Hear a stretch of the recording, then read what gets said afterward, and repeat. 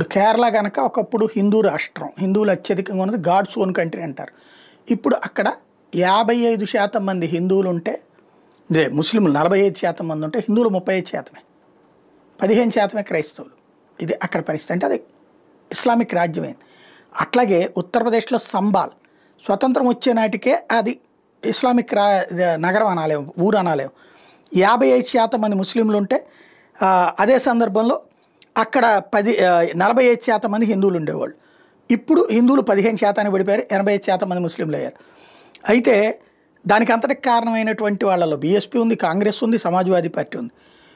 ఇప్పుడు ఆ ఇష్యూ అక్కడ వాస్తవంగా అతిపెద్దదైనటువంటి హిందూ సామ్రాజ్యం అది. అనేక గుళ్ళు, ఆలయాలు అక్కడ ఉన్నటువంటి పుణ్యక్షేత్రాలు ఉన్నటువంటి దానికి సంబంధించి అక్కడ జరిగింది ఏంటి, ఏదైతే సంబాల్లో హిందువులకి మళ్ళీ స్వేచ్ఛ స్వతంత్రం వచ్చేటటువంటి ప్రయత్నం చేస్తున్నటువంటి నేపథ్యంలో పోలీసుల మీద దాడి, ప్రభుత్వం మీద దాడి, ఇదంతా చూసేసాం.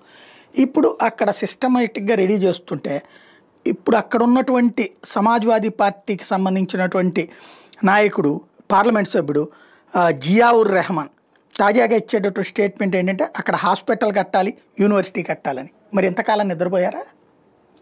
ఎంతకాలం పట్టించుకోలేదా? ఇప్పుడే కావాల్సి వచ్చినాయా?